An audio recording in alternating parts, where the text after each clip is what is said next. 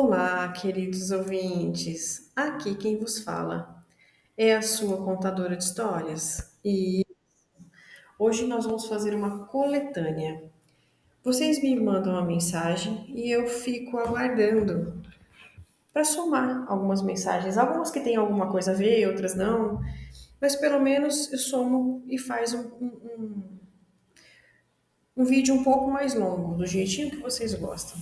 É isso? Exatamente, do jeitinho que vocês gostam. Agora, já pensou você mandando a sua mensagem, a sua história, o seu relato e eu contando aqui para todo mundo? Isso pode acontecer. Exatamente. É só você mandar um e-mail para gente. No e-mail reconstruindo a autoestima@gmail.com. Mais uma vez, reconstruindo a autoestima. Assim que você mandar um e-mail lá, eu respondo para você e eu já vou encaminhando a mensagem. Pode ser? Nós vamos fazer mais relatos longos, do jeitinho que vocês gostam, combinado? Então, para você que chegou aqui agora, que essa louca falando, essa louca é a contadora de histórias. Bem-vindos ao canal A Contadora de Histórias. Já pensou se no seu ambiente de trabalho tem lobisomens? Já pensou você dividir o escritório com alguém que carrega um segredo tão sombrio e fascinante? E se, sob a aparência de um colega comum, houvesse uma criatura que luta para equilibrar sua vida dupla? Histórias de encontros com lobisomens no local de trabalho não são apenas fruto da imaginação, mas também há relatos que misturam suspense, drama e um pouquinho de ação. Preparem-se para conhecer histórias que vai desafiar sua percepção sobre os colegas de trabalho. Ser aquele advogado misterioso ou aquela gerente que trabalha tarde da noite guarda um segredo que não pertence ao nosso mundo. Fiquem com a gente, pois este vídeo vai fazer você olhar para o emprego de um jeito completamente diferente. Agora, para ter uma melhor emoção, apaga as luzes, aumenta o som e venha desvendar os mistérios mais sombrios junto comigo. Aqui quem fala é Débora, a sua contadora de histórias. E vamos historiar quem nos escreveu. Foi a própria Mônica, claro, um nome fictício. Mônica estava em seu primeiro dia de trabalho no prestigiado escritório de advocacia, Mendes e Associados. Com o coração acelerado, ela adentrou o imponente prédio no centro da cidade. Ansiosa e cheia de expectativa, era uma oportunidade que ela não podia desperdiçar, um grau essencial para sua carreira. O ambiente era sofisticado e um pouco intimidador. Trabalho pareciam mergulhados em pilhas de papéis e monitorados de computadores. Perdão, pilhas de papéis e monitores de computador. Mas Mônica foi recebida com simpatia por uma assistente que a conduziu ao seu posto. Enquanto organizava suas coisas, ela notou um homem passar pelo corredor. Alto, de cabelos negros impecavelmente penteados, olhos penetrantes e um charme que parecia dominar a sala inteira. Era Lincoln, um dos advogados mais respeitados do escritório. Mônica sentiu um leve frio na espinha ao cruzar o olhar com ele. Bem-vinda, Mônica, disse ele com um sorriso. Sua voz era profundamente gentil. Ela mal conseguiu responder, embaraçada pela intensidade daquele encontro. Ao longo das semanas, Mônica percebeu que Lincoln era muito mais que apenas um rosto bonito. Ele era incrivelmente inteligente, articulado e sempre disposto a ajudar os outros. Mas também havia algo nele que não se encaixava. Lincoln era reservado, quase misterioso, e frequentemente ficava no escritório até tarde da noite. Mônica não conseguia evitar observá-lo. Seu fascínio pelo colega crescia, embora ela tentasse disfarçar. Certa noite, ao sair do trabalho mais tarde do que o habitual, Mônica percebeu que Lincoln ainda estava lá. Curiosa, ela fingiu que tinha esquecido algo e voltou para pegar sua bolsa. Ao passar pelo escritório dele, viu que a luz estava acesa e a porta entreaberta. Aproximando-se silenciosamente, ela o viu parado junto à janela, olhando para a lua cheia. Seu rosto parecia contorcido, como se estivesse lutando contra algo. De repente, Lincoln percebeu sua presença. Seus olhos, normalmente de castanho intenso, pareciam brilhar em um tom amarelo sob a luz da lua. Mônica engoliu seco, mas ele já estava diante dela. Mônica, o que você está fazendo aqui? Tão tarde. Sua voz, um tom diferente, mais rouco, quase animalesco. Eu esqueci minha bolsa, ela respondeu nervosa. Lincoln respirou fundo e se afastou, como se tivesse tentado recuperar o controle. Você deveria ir para casa, ele disse, evitando me encarar diretamente. Nos dias seguintes, Mônica tentou esquecer o incidente, mas a imagem de Lincoln na janela e seus olhos brilhantes não saíam de sua mente. E ela decidiu observar mais de perto, na tentativa de entender o que estava acontecendo. Cada vez que havia uma noite de lua cheia, Lincoln desaparecia por longos períodos ou ficava no escritório até tarde, sempre evitando qualquer interação. Um dia, enquanto pesquisava arquivos antigos no sistema do escritório, Mônica encontrou algo bem curioso. Um documento datado de muitos anos atrás trazia o nome de Lincoln envolvido em um caso relacionado a uma antiga lenda local. Ataques misteriosos atribuídos a um lobo gigante. As descrições do arquivo eram perturbadoras e o nome de Lincoln aparecia como testemunha. Intrigada, ela continuou investigando e descobriu que sua família tinha histórias relacionadas à licantropia, algo que ele parecia ter carregado como um segredo até os dias atuais. Uma noite, Mônica decidiu confrontá-lo. Esperou que todos estivessem saídos do escritório e foi até a sala dele. Lincoln estava novamente junto à janela, rosto tenso e punhos cerrados. Lincoln, eu sei o que você é, ela disse, sua voz firme apesar do medo. Ele se virou lentamente, seu olhar carregado de tristeza e resignação. Mônica, você não deveria se envolver nisso. Por quê? Por que está tentando esconder? Lincoln suspirou, passando as mãos pelos cabelos. Eu não escolhi isso. É uma maldição que carrego há gerações. Durante as noites de lua cheia, eu. Ele não precisou terminar. Mônica compreendeu tudo. Apesar do medo, ela sentiu compaixão. Lincoln não era um monstro.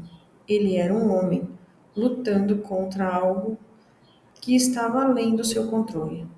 Nos meses seguintes, Mônica e Lincoln se aproximaram.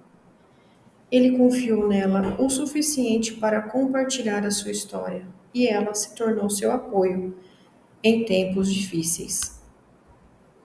Mas, com esse laço, Mônica sabia que a relação deles nunca seria simples. A cada noite de lua cheia, Ela se perguntava se Lincoln conseguiria conter a besta dentro dele. E, ainda assim, ela não podia negar. Estava completamente apaixonada pelo homem e pelo lobo que ele era. Eu não sei quanto a vocês, pessoal, mas eu cheguei a arrepiar aqui.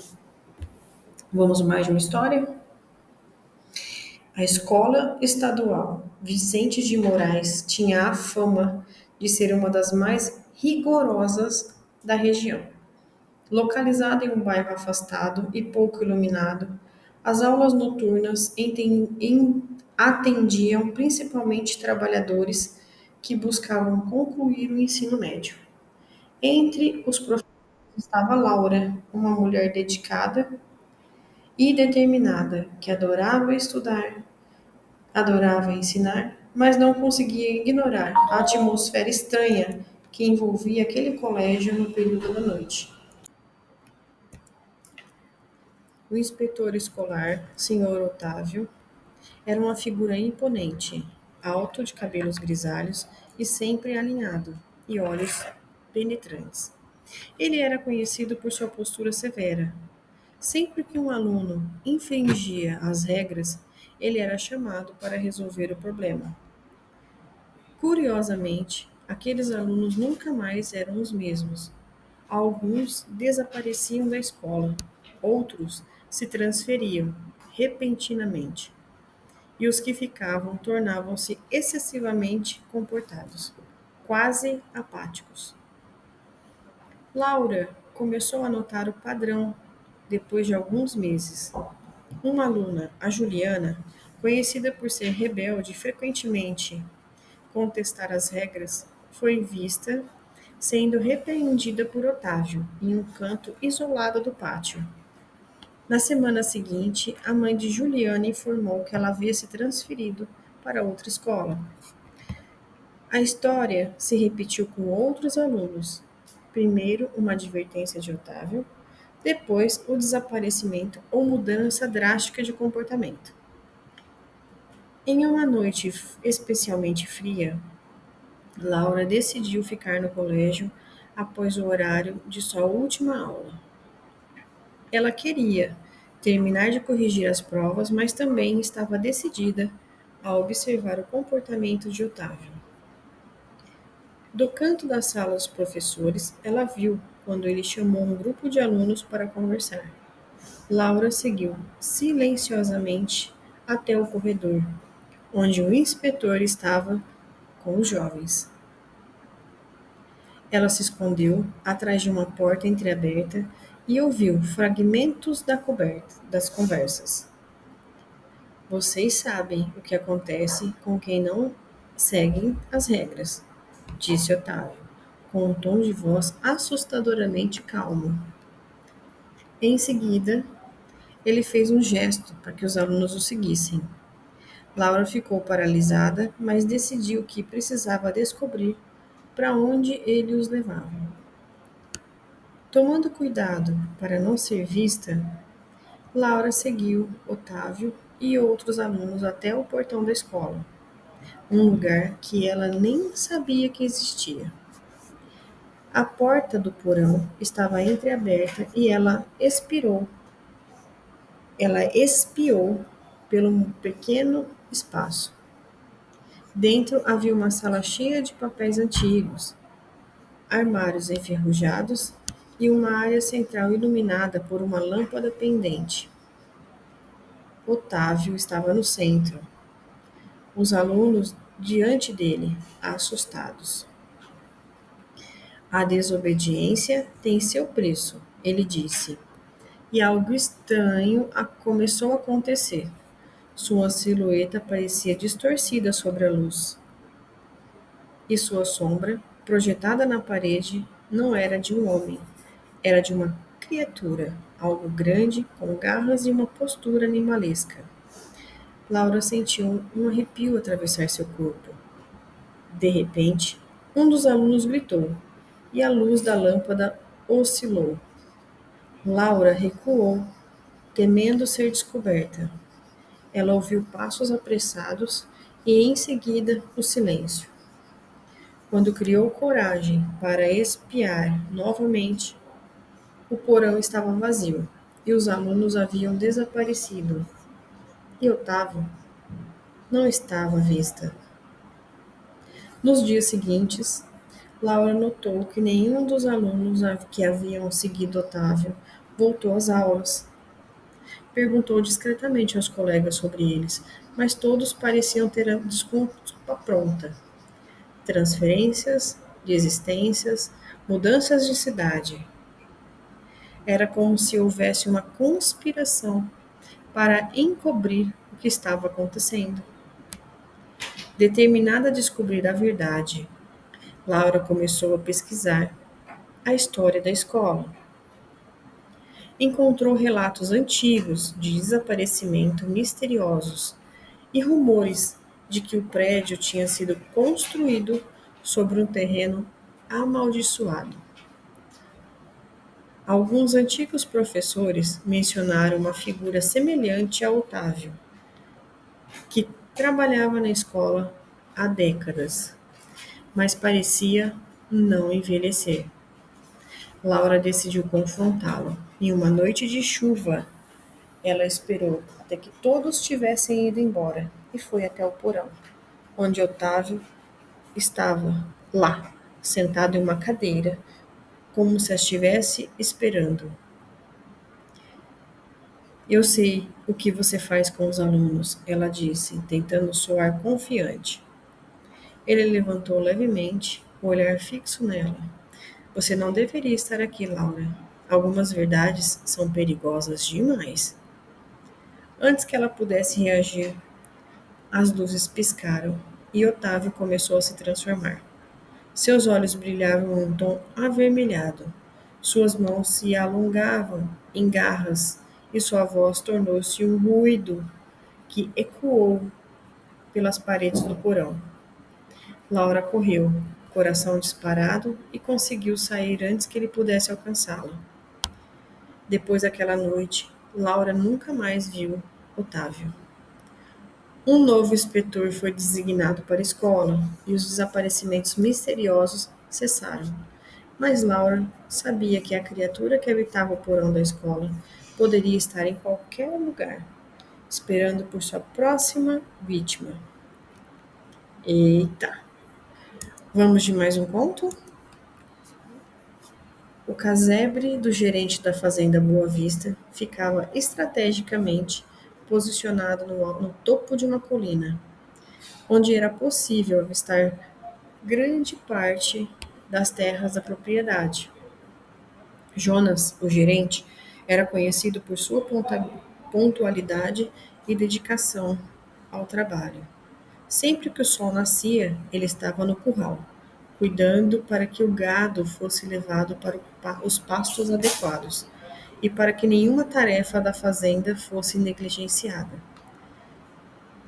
Mas nas últimas semanas, Jonas estava inquieto. Alguns novilhos haviam desaparecido misteriosamente. No início, ele pensou que pudesse ser obra de ladrões, mas os rastros encontrados ao redor da propriedade não faziam sentido. Não eram marcas de botas ou pneus de caminhonete, mas grandes pegadas e fundas, com formas de que não pareciam humanas, nem de animais conhecidos. Uma noite, enquanto revisava os registros do gado da fazenda,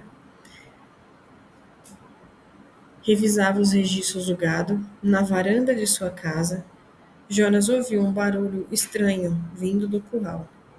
Pegou sua espingarda e uma lanterna. Desceu a colina em passos rápidos. Ao chegar ao curral, encontrou a porteira aberta e mais um novilho desaparecido. Perto da cerca, as mesmas pegadas estavam lá, mas agora mais claras sob a luz da lanterna. Jonas se agachou para examiná-las de perto.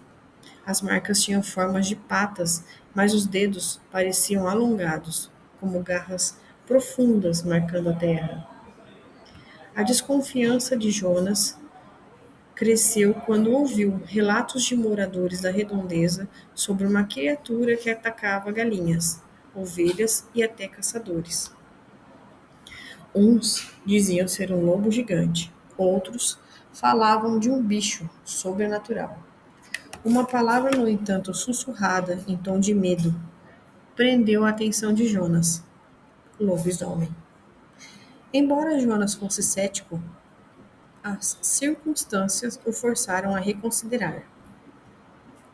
Ele decidiu passar a noite escondido ao curral, esperando surpreender o suposto invasor. Armado com sua espingarda e um punhal herdado do pai, ficou vigiando em silêncio, atento a qualquer movimento ou som estranho. A madrugada estava fria e o vento trazia o cheiro áspero do capim molhado. Por horas, nada aconteceu. Jonas estava prestes a acreditar que aquela noite seria como as outras, quando um uivo longo e profundo cortou o ar, fazendo sua espinha gelar. O som vinha do lado norte da fazenda, onde havia uma pequena mata. Jonas correu na direção do som, iluminando o caminho com sua lanterna. Quando chegou à borda da mata, viu algo que o fez parar abruptamente. Entre as árvores, uma figura alta e encurvada, com olhos brilhantes e amarelos, encarava-o.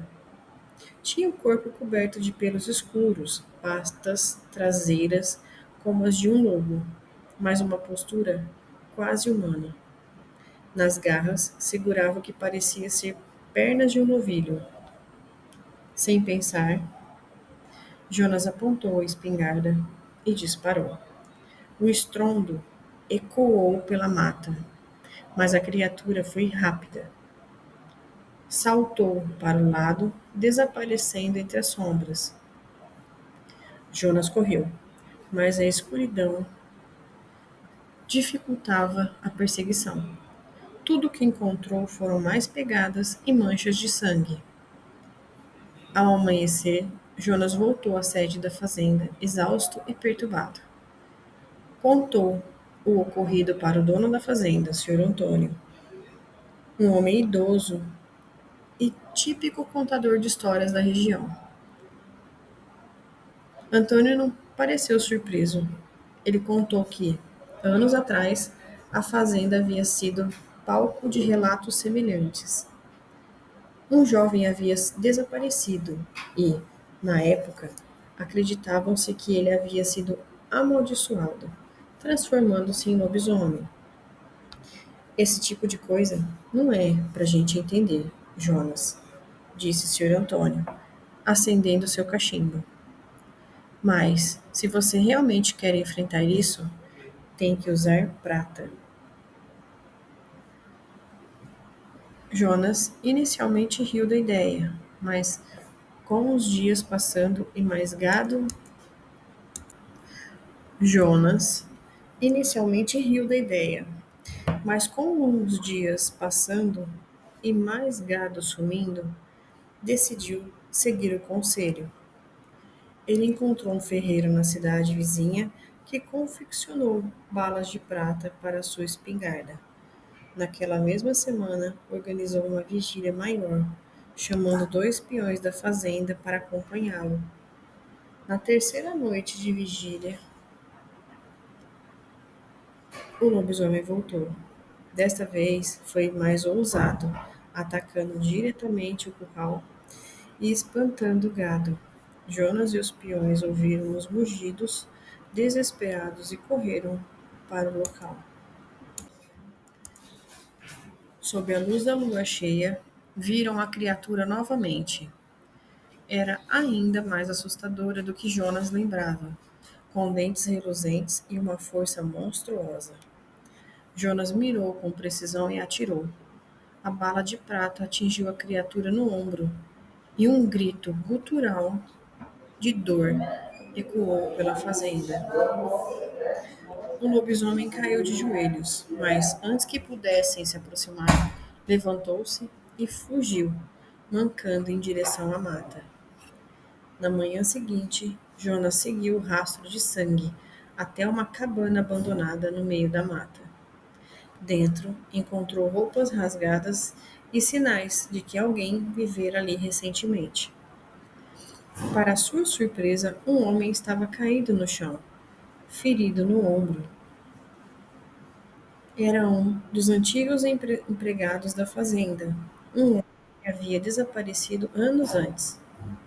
O homem confessou que, durante uma caça, havia sido mordido por um lobisomem diferente de tudo que vira. Desde então, às noites de lua cheia, ele se transforma na criatura e vagava sem controle, atacando os animais e, algumas vezes, pessoas. Ele pediu para Jonas acabar com o seu sofrimento, mas Jonas não teve coragem. Em vez disso, levaram-no a uma antiga igreja distante, onde um padre realizou rituais para tentar livrá-lo da maldição. Ninguém sabe ao certo se funcionou, mas o desaparecimento cessaram. Jonas continuou seu trabalho na fazenda, mas nunca mais olhou para as noites de lua cheia da mesma forma. Para ele, o lobisomem poderia ser uma lenda, mas o medo que sentia era absolutamente real. Muito bem. Vocês estão escutando vários picotes, né? Porque às vezes chega alguém aqui e eu preciso parar. Aqui do meu lado tem só a minha amiga. Fala oi. Não ia falar nada. Eu não vou falar nada, ela disse. Fala de novo. Não ia falar nada. Eu não ia falar nada. Aqui só tem ela. Ela, por incrível que pareça, tem 8 anos, ela fica quietinha, escutando as histórias. Mas os adultos que passam aqui já chega, abre a porta, não é? Já chega, abre a porta. Ela é minha parceirinha. Só para vocês saberem, ela chama Valentina, tá? Vamos de mais, Valentina? Vamos de lá mais, pessoal? Antes de terminar, eu preciso agradecer algumas pessoas. Mas sem mais delongas, já enrolei pra caramba, né? Vamos lá. O vento frio da noite soprava sobre a arena de rodeio em uma pequena cidade do interior, iluminada apenas por refletores potentes que lançavam sombras dançantes sobre a multidão ansiosa. O público estava eufórico, gritando, batendo os pés no chão de terra batido, enquanto o apresentador anunciava o próximo competidor. E agora, senhoras e senhores, direto de Santana do Oeste, o campeão regional e a nossa grande esperança, Matheus Trovoada Carvalho. Matheus ajustou o chapéu de couro e caminhou com passos firmes até o centro da arena. Ele era conhecido por sua coragem e habilidade única em domar touros bravos, e sua presença naquela competição representava a última chance de conquistar o tão desejado título nacional. Seu olhar era intenso, determinado, e suas mãos calejadas seguravam com firmeza a corda que o conectaria ao animal. O touro da vez era Apocalipse, uma lenda entre os competidores. Com seus olhos ferozes e chifres ameaçadores, ele tinha fama de derrubar até mesmo os mais experientes em questão de segundos. Mas Mateus não se deixava intimidar e subiu no touro, respirou fundo e fez o sinal para começar. Assim que o portão se abriu, Apocalipse disparou como um furacão, pulando e girando em movimentos violentos. A multidão prendeu a respiração. Mateus se mantinha firme, movendo o corpo com precisão, para acompanhar os movimentos do animal. Os 8 segundos apareciam uma eternidade, mas quando o sino tocou, ele havia conseguido. Sim, a plateia explodiu em aplausos. Mateus ergueu o braço em triunfo enquanto descia do touro, mas sua comemoração foi interrompida por um som que cortou o ar como uma navalha. Um longo uivo e aterrorizante vindo das árvores ao redor da arena. O som fez a multidão silenciar instantaneamente. Mateus franziu o senho, tentando identificar a origem do barulho. Antes que pudesse reagir, uma sombra enorme e distorcida surgiu das trevas. Era uma criatura de pesadelo, mais alta do que um homem, com olhos brilhantes, como brasas, e uma pelagem negra que refletia a luz dos refletores. O lobisomem invadiu a arena com um salto impressionante. As pessoas começavam a gritar e correr em todas as direções, mas Mateus ficou paralisado por um instante, encarando a besta. Meu Deus, é um lobisomem! Gritou alguém, no meio da multidão. O lobisomem rugiu, revelando dentes afiados como punhais. Ele parecia estar focado em Mateus, que instintivamente pegou o laço que estava pendurado na sua cintura. A criatura avançou e Mateus rolou para o lado, escapando por pouco de um golpe mortal. Ele sabia que não poderia fugir. Não era do seu feitio abandonar uma luta. Com movimentos rápidos e precisos, Mateus arremessou o laço, conseguindo prender uma das patas da criatura. O lobisomem rugiu de raiva, puxando com tanta força que quase o derrubou. Mas Mateus segurou firme. Ele usou a força do próprio animal, enrolando a corda dos postes da arena. Enquanto a multidão se dispersava, mas alguns homens mais corajosos retornavam, armados com pedaços de madeira e ferramentas improvisadas. Um deles, o velho José, aproximou-se de Mateus. Precisávamos tirá-lo daqui. Essas coisas não vai desistir fácil, disse ele. Eu sei. Não vou deixar essa besta atacar mais ninguém. Vocês recuem, Mateus gritou, com a voz cheia de autoridade. O lobisomem conseguiu se soltar uma corda, rugindo com ainda mais fúria. Ele se preparava para um novo ataque quando um disparo ecoou pela arena.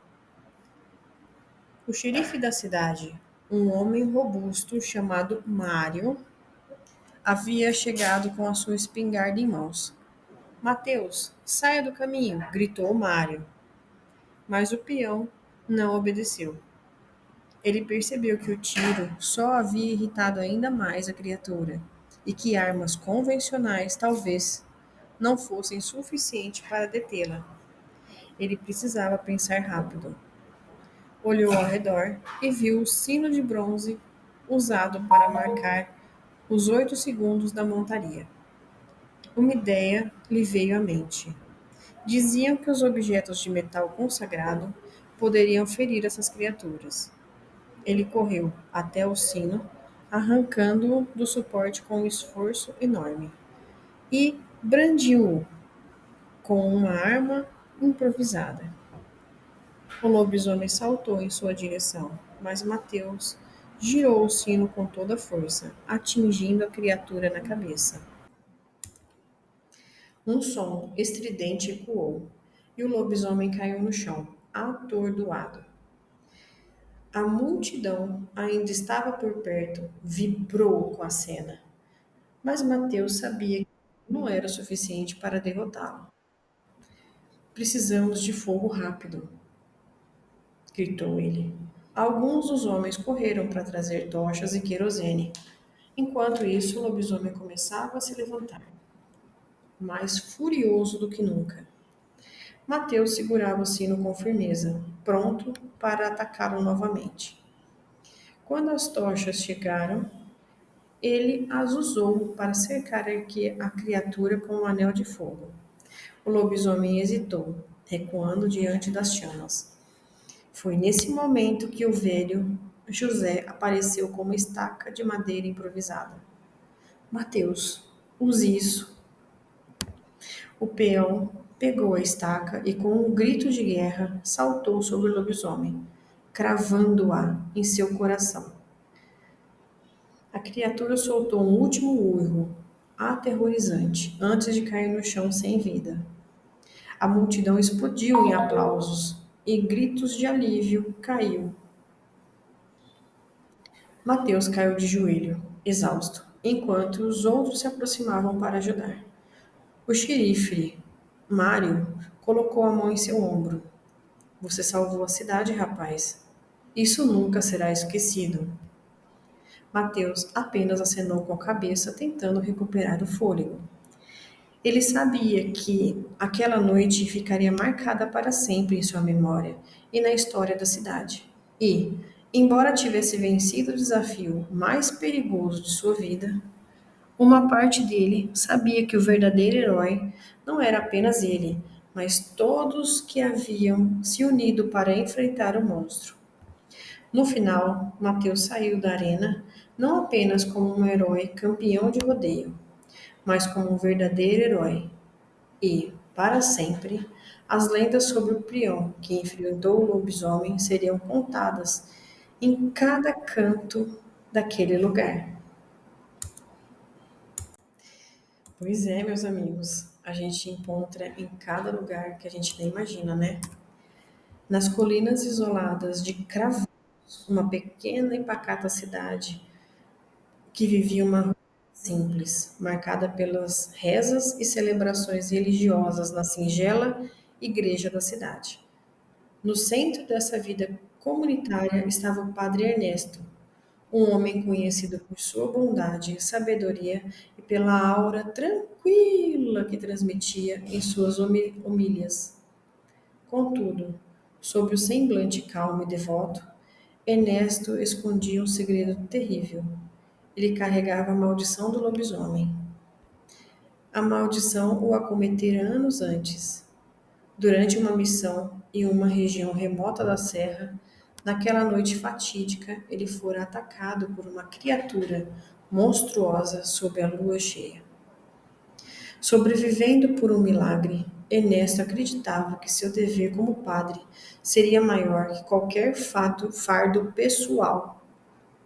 Decidiu, então, esconder a sua condição, temendo o pânico e o julgamento que poderiam destruir Cravinhos.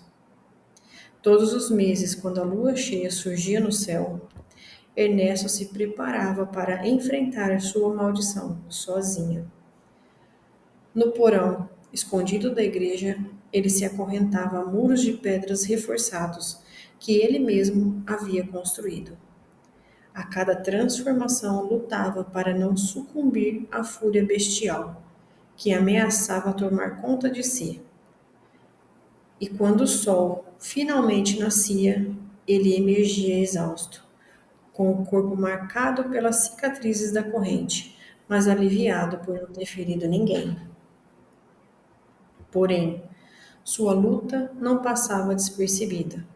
Alguns moradores notavam o ar cansado e os passos pesados do padre nas manhãs que sucediam a lua cheia. Os mais velhos sussurravam entre si algo que o afligia. Dona Marieta, uma mulher de grande fé e curiosidade ainda maior, foi a primeira a tentar desvendar o mistério. Certa noite, ela viu a luz fraca de uma vela acesa no porão da igreja e ouviu sons abafados, quase rugidos. A desconfiança crescia, mas Ernesto usava sua inteligência para desviar as atenções. Durante as missas, pregava sermões eloquentes sobre resistência às tentações e o peso do sacrifício, tentando encorajar os fiéis, enquanto ocultava sua própria agonia. Ele se dedicava ainda mais à comunidade, ajudando os necessitados e trazendo conforto aos aflitos, esperando que suas boas ações compensassem o segredo que carregava. Mas as suspeitas não desapareciam. Durante uma noite especialmente violenta, quando Ernesto estava trancado no porão, os sons que ecoavam pela igreja despertavam quase toda a vila. Rugidos guturais e barulhos de metal se retorcendo era impossível de ignorar. O jovem Joaquim, um rapaz valente e impulsivo, reuniu um grupo para investigar. Algo está errado com o padre Ernesto, disse Joaquim, segurando uma lamparina. Não podemos ignorar isso. Dona Marieta tentou protestar, mas temendo pelo que pudessem encontrar, o grupo não hesitou. Dona Marieta tentou protestar, temendo pelo que pudessem encontrar, mas o grupo não hesitou. Armados com ferramentas e coragem, eles seguiram até a igreja. O porão estava trancado, mas os sons, vindos lá de dentro, os instigavam a abrir. À força. Ernesto, agora completamente transformado, ouviu os passos e tentou avisá-los, mas sua voz humana estava perdida na forma bestial. Quando a porta foi arrombada, o grupo se deparou com o lobisomem. Por um instante, o choque congelou a todos. Joaquim foi o primeiro a reagir, brandindo uma ferramenta com arma. Cuidado! É um monstro! Mas Dona Marieta era mais observadora. Percebeu algo nos olhos da criatura, algo humano. Quando Joaquim se aproximou para atacá-la, ela interveio. Espere, é o padre Ernesto, olhem bem para ele. O grupo hesitou, analisando a criatura. Os olhos bestiais carregavam uma tristeza que era inconfundível.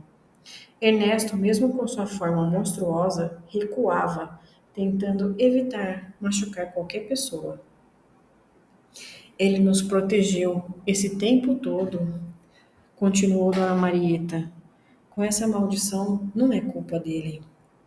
Joaquim baixou a arma, mas a tensão no ar permanecia. Ernesto se esforçava para não perder o controle, e o grupo entendeu que precisavam agir rápido. Trabalhando juntos, eles reforçaram as correntes e mantiveram Ernesto seguro até o amanhecer. Quando o sol nasceu, ele voltou à forma humana, desmaiado e coberto de feridas. Ao despertar, encontrou o grupo ao seu redor. O olhar de vergonha e tristeza de Ernesto era evidente. Eu sinto muito, murmurou ele. Não queria que soubessem. Quis proteger a vocês. Dona Marieta segurou a sua mão. Padre, você é um de nós. Agora que sabemos, não vamos abandoná-lo. A partir daquele dia, a comunidade de Cravinhos mudou. Ernesto não precisou mais enfrentar sua maldição sozinho. Os moradores, com coração renovado pela fé e pela solidariedade, organizavam-se para ajudá-lo a lidar com as noites de lua cheia. Eles reforçaram o porão e criaram rituais para mantê-los seguros, mas, acima de tudo, abraçaram Ernesto como parte essencial de sua família. A maldição ainda era um fardo, mas agora era compartilhado. E assim, Cravinhos tornou-se um lugar onde a compreensão e a união mostraram-se ser mais fortes do que o medo e o preconceito. Sem palavras, né? Cravinhos é próximo a Ribeirão Preto, onde eu nasci. Quando eu conto uma história, tem uma criança aqui, como eu já falei. Fala oi. Oi. Não, ninguém te ouviu. Fala de novo. Oi. Ela fica escutando as histórias. Mais uma história? Vamos lá? Acho que dá tempo, ó. A noite era perfeita para uma celebração. A Escola Municipal de Vila Esperança havia preparado com carinho a festa de formatura do nono ano. A quadra de esportes estava transformada. Luzes coloridas pendiam no teto, mesas decoradas com flores artificiais e balões enchiam o ambiente de um clima de festa. Os alunos, pais e professores circulavam animados, vestidos em seus melhores trajes. Entre eles, Ana Paula, a aluna mais dedicada da turma, sorria com entusiasmo. Aquele era o momento de brilhar. Ana Paula usava um vestido azul claro que combinava perfeitamente com seus olhos e segurava firme o diploma que acabara de receber.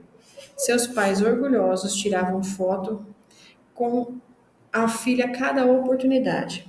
Ao fundo, a música alta tocava e os colegas dançavam preocupados.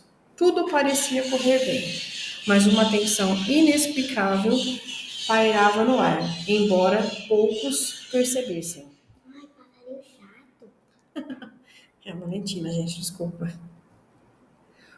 Pouco depois das 10 da noite, quando a festa estava em pleno ritmo, os ventos mudaram. Uma brisa fria atravessou a quadra, trazendo as luzes coloridas oscilarem levemente. Ana Paula, que estava conversando com sua melhor amiga Juliana, sentiu um arrepio percorrer a espinha. Você sentiu também isso? Perguntou Ana Paula, olhando para a entrada da quadra. Sentiu o quê? Respondeu Juliana, confusa.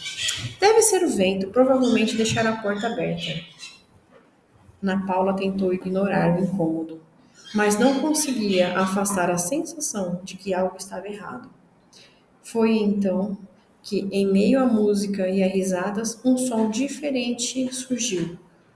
Um uivo longo e assustador que fez todos congelarem. Vocês ouviram isso? Perguntou um dos professores, pálido. Antes que qualquer um pudesse responder, as luzes da quadra piscaram e se apagaram completamente, mergulhando a festa em escuridão. Alguém gritou e o caos começou. Pais chamavam por seus filhos, alunos tentaram se esconder e professores corriam para tentar controlar a situação. Foi quando uma sombra colossal surgiu na entrada da quadra. Lá estava ele, um lobisomem. Com mais de 2 metros de altura, olhos brilhantes e dentes afiados, a criatura parecia saída de um pesadelo. Seu corpo era coberto por uma pelagem negra que reluzia sob a luz da lua cheia, que entrava pelas janelas. Ele rugiu, e o som ecoou pelas paredes da quadra.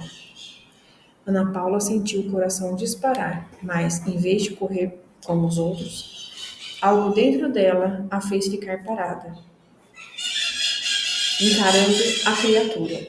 O lobisomem parecia olhar diretamente para ela, como se a estivesse escolhendo.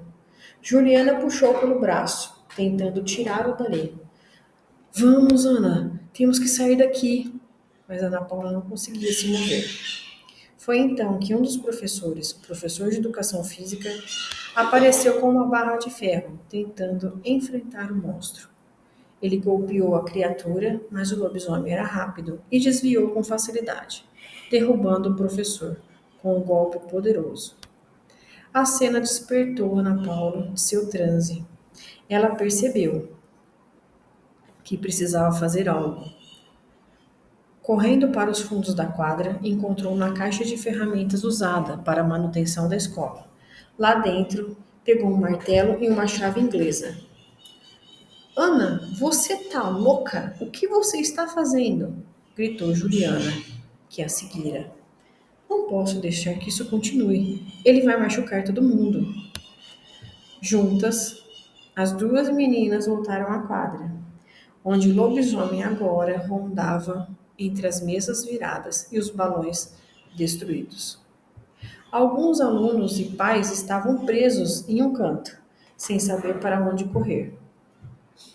Ana Paula respirou fundo e gritou: Ei, aqui! Venha me pegar!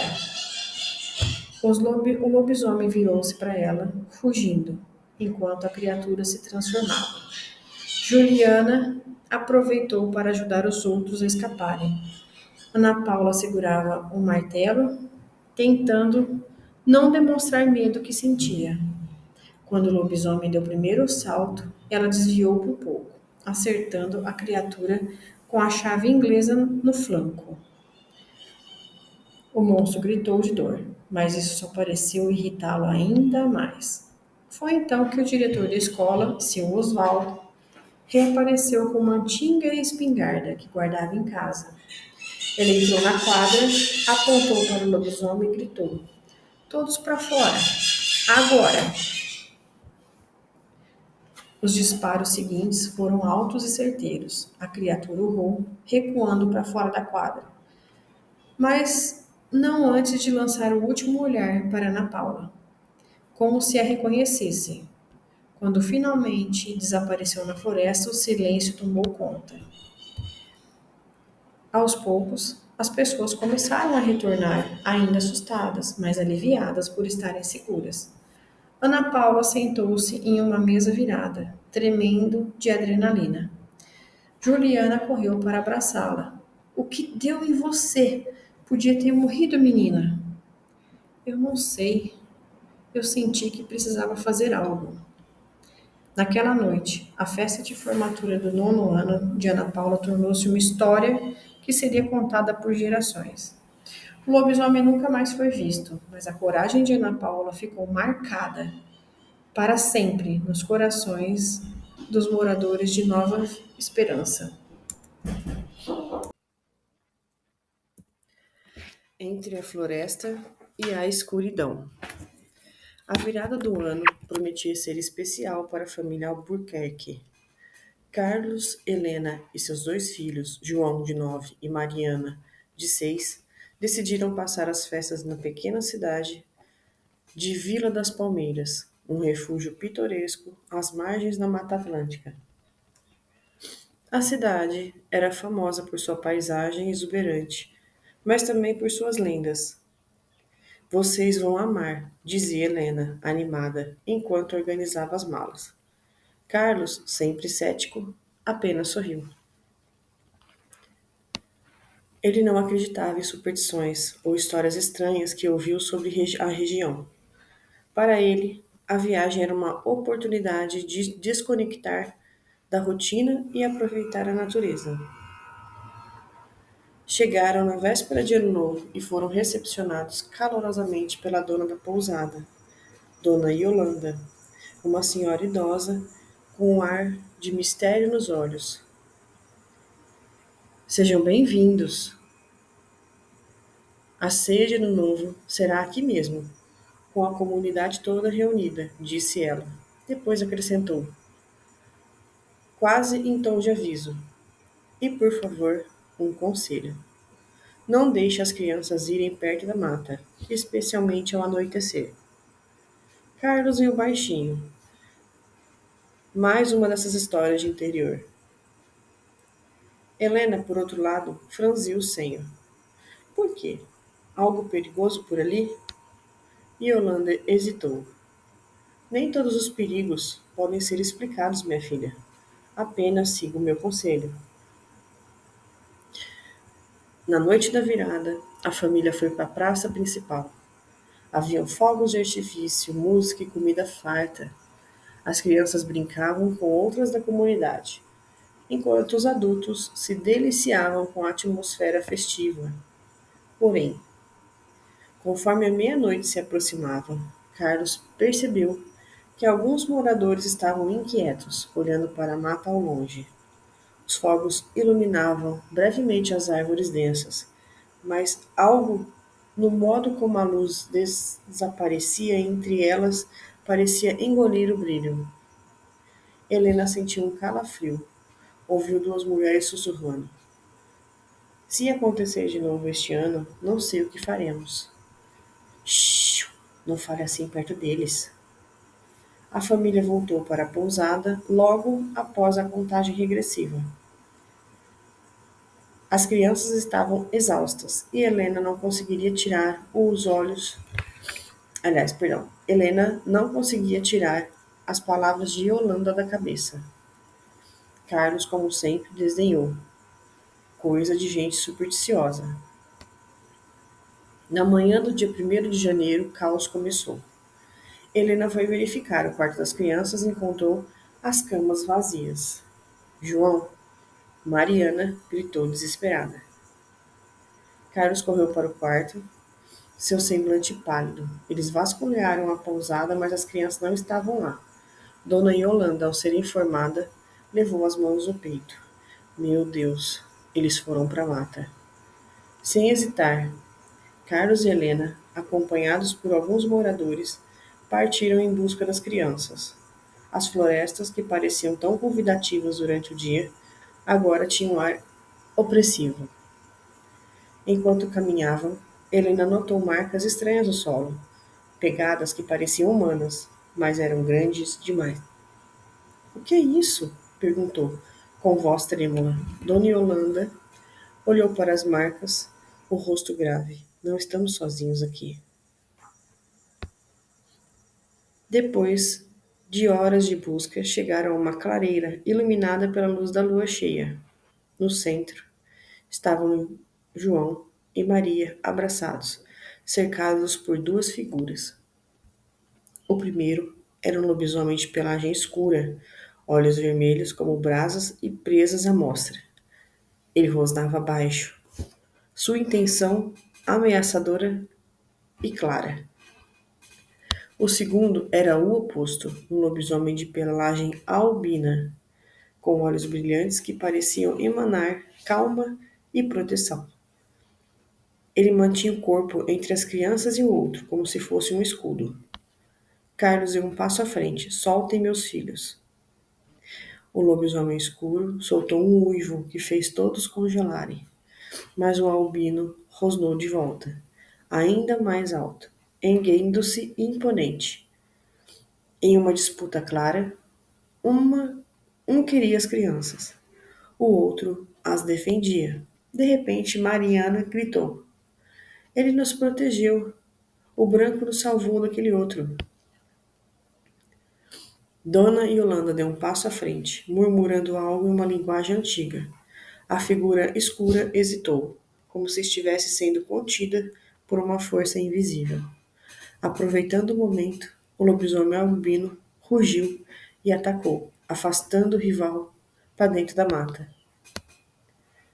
Quando o confronto terminou, o lobisomem albino voltou para a clareira, lentamente. Ele se transformou em um homem alto, de cabelos brancos e olhos claros.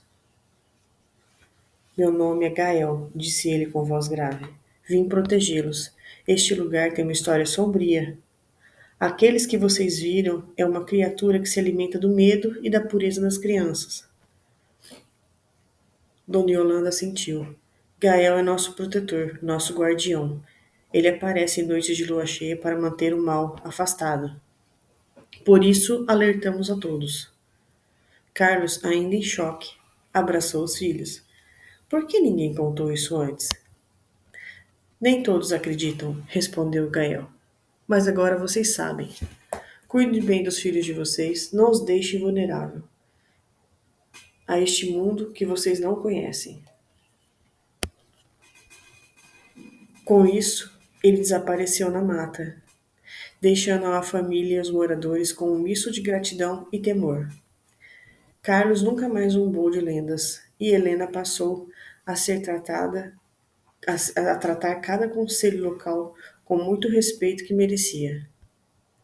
A virada do ano então ficou marcada como a noite que enfrentaram a escuridão e descobriram que nem todos os monstros são iguais. É, tenso. Próxima história. Lauro e a besta na estrada. Lauro era um homem habituado à solidão nas estradas. Há mais de 20 anos ele conduzia o ônibus da empresa Expresso Horizonte, responsável por viagens intermunicipais de longa distância. Sua rota principal era São Paulo até Fortaleza, no Ceará, uma jornada que leva 3 dias inteiros. Os passageiros, as paradas em restaurantes simples, o ronco constante do motor, tudo isso fazia parte de sua rotina. Mas, ultimamente, havia algo que tirava o sossego do motorista. Silveira, o novo motorista que acompanhava na viagem em sistema de revezamento, despertava uma sensação estranha, como se algo nele estivesse errado. Silveira era quieto, falava pouco e sempre usava óculos escuros, mesmo durante a noite. Tinha hábitos estranhos.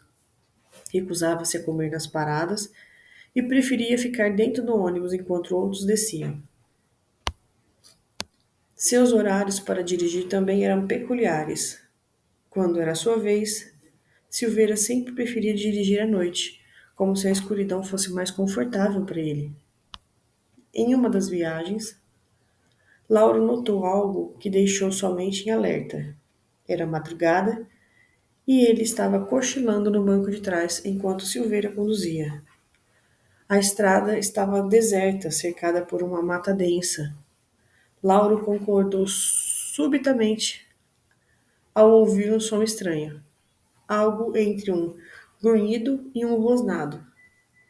Espiou pelo corredor e viu Silveira segurando o volante, com as mãos tensas, enquanto seus olhos visíveis, mesmo atrás dos óculos, brilhavam com um tom amarelo. Lauro congelou. Aquilo era impossível. Talvez seja o sono pregando peças, pensou, mas a sensação de perigo persistia.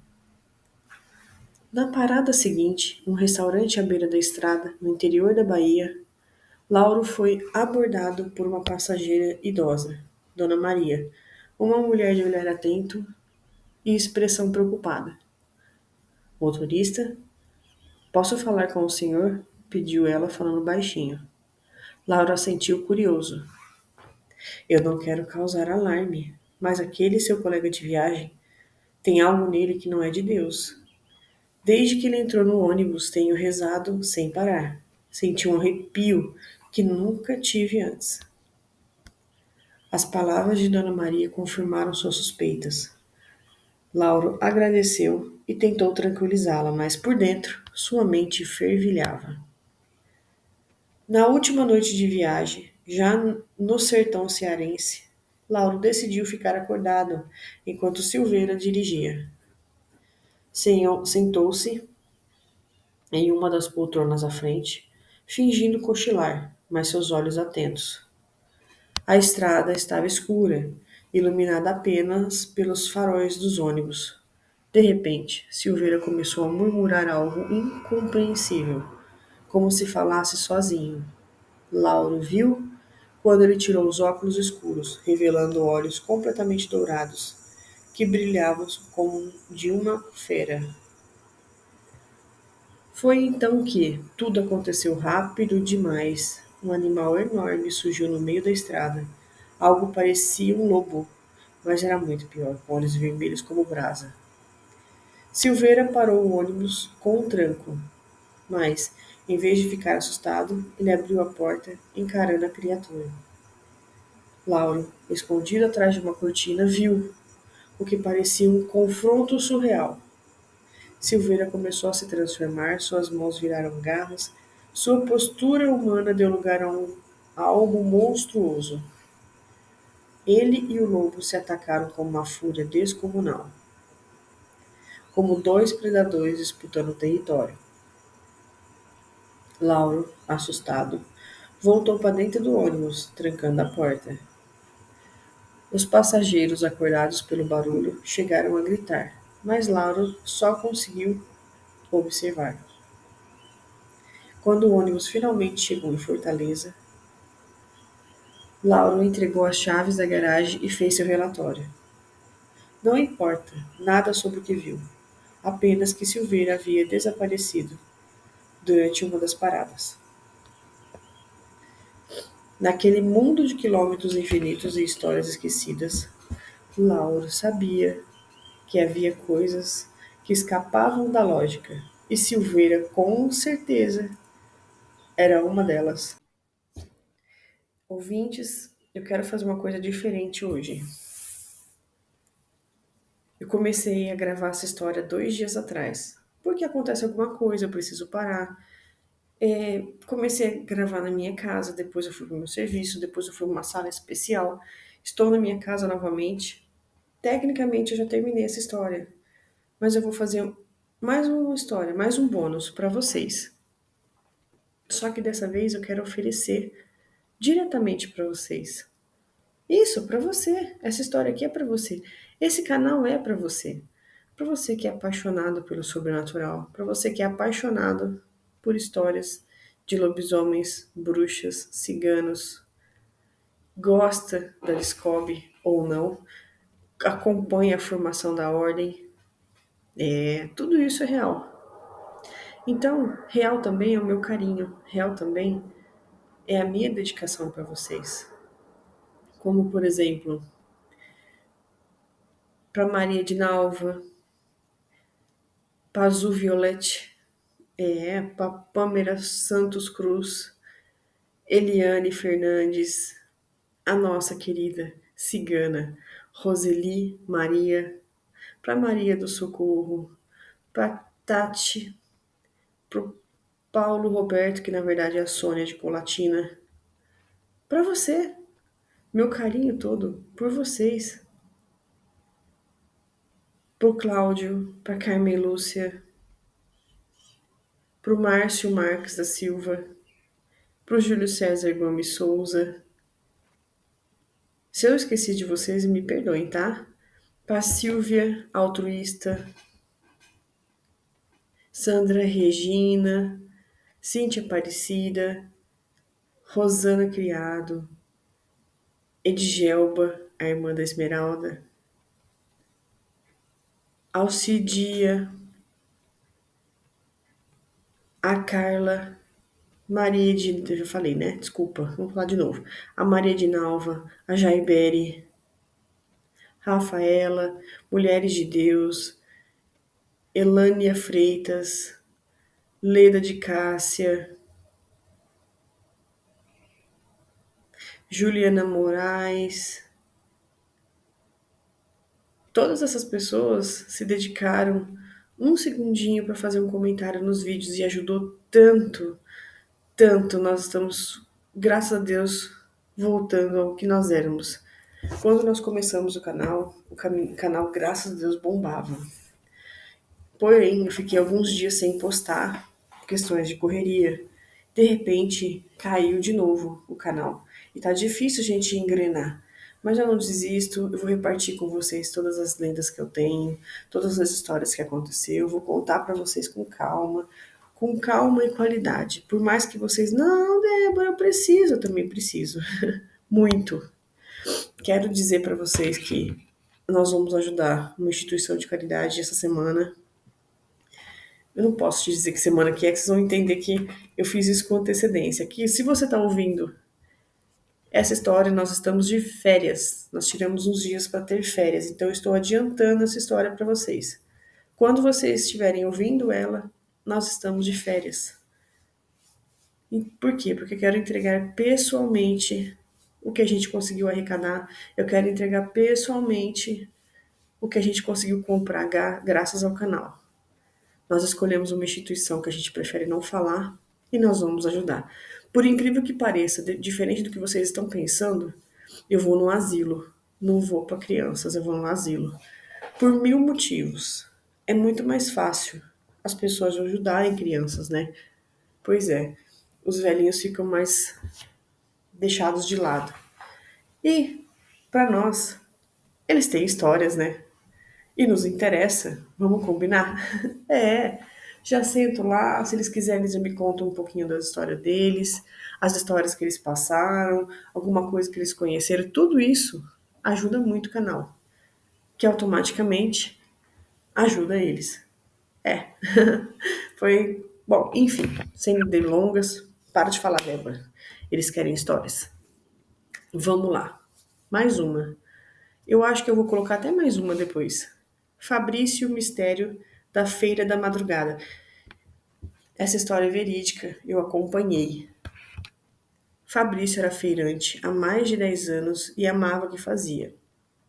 Era conhecido pela sua simpatia e pelos produtos frescos que vendia, sempre arrumados, com cuidado em sua barraca de frutas. Sua rotina começou cedo, às 4 da manhã. Ainda com o céu escuro, ele já estava na rua, montando a barraca no pequeno mercado do bairro. Apesar da dureza do trabalho, Fabrício gostava da tranquilidade da madrugada, ou gostava até algumas semanas atrás. O cheiro da madrugada. Tudo começou de forma discreta. Em uma segunda-feira, Fabrício chegou para montar sua barraca e foi surpreendido com o cheiro nauseante. Era algo parecido com carne podre, mas não era. Não havia lixo perto.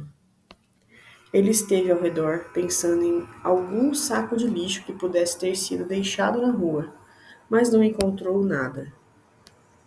Enquanto trabalhava, começou a ouvir barulhos estranhos, estes vindos do fundo do beco, próximo a um som baixo, quase como um gemido.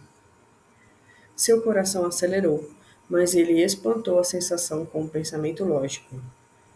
Deve ser algum gato miando ou algum bicho na rua. Às 5 da manhã, Bruno chegou. Era colega de trabalho que ajudava nas montagens e no atendimento. Fabrício relatou o cheiro e os filhos, mas Bruno apenas deu de ombros rindo. Você está trabalhando demais, Fabrício. Deve estar imaginando coisa. Ainda assim, a sensação de inquietação não passou. Na semana seguinte, Fabrício notou algo estranho. O cheiro e os barulhos só apareceram quando Bruno estava em escala de trabalho. Nos dias em que Bruno folgava, a madrugada era tranquila, o silêncio voltava ao habitual e Fabrício podia montar sua barraca em paz. Certa madrugada, Fabrício decidiu testar, sua teoria. Antes de Bruno chegar, ele circulou pela feira e pelo lado, procurando alguma explicação para o cheiro de podridão. Não encontrou nada. Mas, assim que o relógio marcou 5 horas, Bruno apareceu. Ao longo, e o odor voltou, sufocante, como se tivesse trazido pelo vento. Fabrício começou a desconfiar. Bruno era um rapaz reservado, falava pouco sobre sua vida fora do trabalho. Sempre tinha um aspecto cansado, olhos profundos e pele pálida. Havia algo em seus olhos, um brilho quase animalesco que Fabrício nunca tinha notado antes. Decidiu a entender o que estava acontecendo. Fabrício tomou coragem e resolveu vigiar Bruno. Fingiu que precisava sair para buscar mais mercadoria e deixou a barraca aos cuidados do colega. Em vez de ir embora, escondeu-se atrás de uma pilha de caixas no beco ao lado, de onde podia observar sem ser visto. Por alguns minutos, nada aconteceu.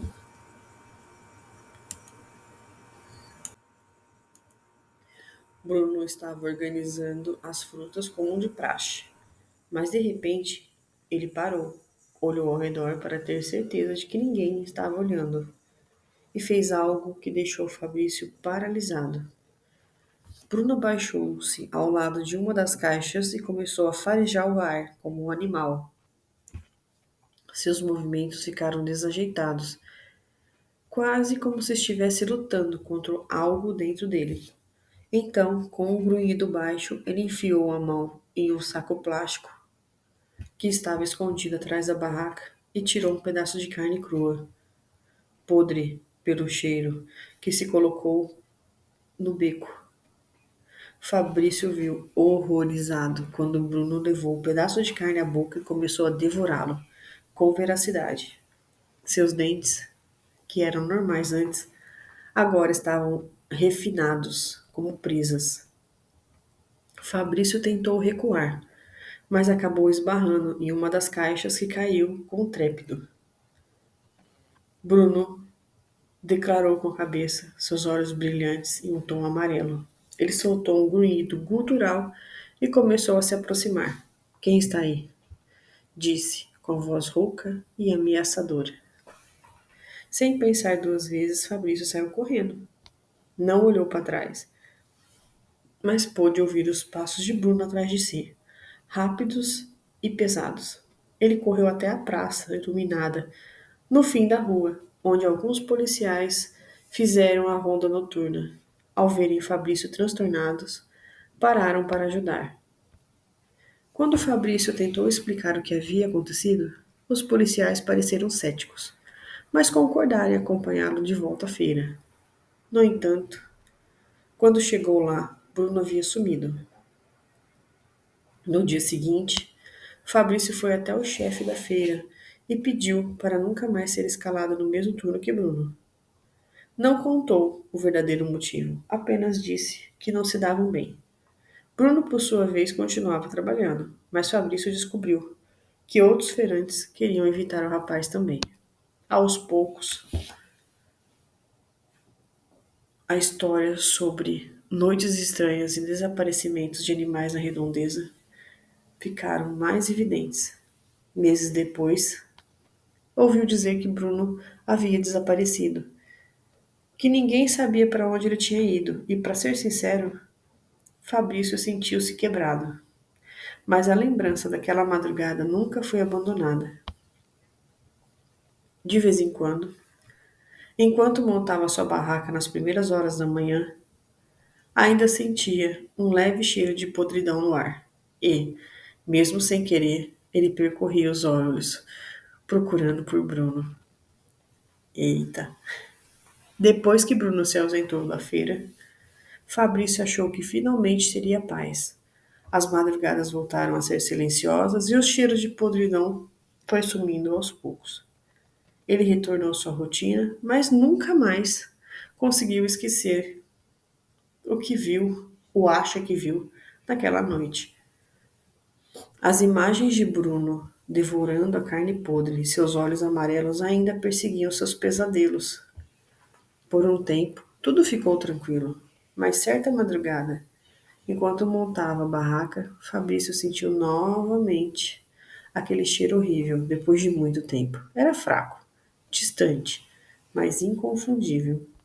Ele parou de trabalhar, olhou ao redor, seus sentidos em alerta. A feira estava silenciosa, exceto pelos sons dos primeiros feirantes chegando. Decidido a entender o que estava acontecendo, Fabrício aumentou. Procurou o cheiro, que parecia vir num beco mais distante. Ainda era noite, com a lanterna do celular acesa e a mão tremendo, ele avançou. Ao virar a esquina, encontrou algo que fez seu sangue gelar. Marcas de garras arranhavam a parede do beco, e no chão havia manchas escuras que deixavam de ser. Fabrício? Chamou uma voz familiar. Ele se virou. Por que você voltou? Disse Fabrício, tentando esconder o medo. Eu nunca fui embora, respondeu Bruno, com um sorriso que mostrava suas presas. Só me afastei para me adaptar. Fabrício deu uns passos para trás, mas Bruno avançou rápido, como uma sombra. Você sabe que eu sou, não sabe? Disse Bruno, com voz baixa. Tentei controlar isso, Fabrício, mas é impossível. Mais forte do que eu. Fique longe de mim, Fabrício referiu, levantando um pedaço de madeira que havia encontrado no chão. Não quero te machucar, disse Bruno, parando por um momento. Mas eu preciso que você guarde meu segredo. Fabrício hesitou. Sua mente estava em um turbilhão de medo, confusão e insegurança. Mas antes que pudesse responder, Bruno desapareceu na escuridão, deixando apenas o cheiro de carne podre no ar. Fabrício nunca contou a ninguém o que aconteceu naquela madrugada. Ele mudou de feira pouco tempo depois, indo trabalhar em outra cidade, longe daquele ambiente todo. Mesmo assim, sempre sentiu o cheiro de algo estranho no ar. Podia ser impressão? Sim, podia. Por que não? Fabrício não conseguia evitar de olhar para cima do ombro, temendo que Bruno estivesse por perto. Ele sabia que algumas histórias não tinham finais definitivos, e especialmente aquelas que envolviam lobisomens. E lá no fundo, Fabrício também sabia que um dia Bruno poderia voltar. E desta vez não tinha como correr.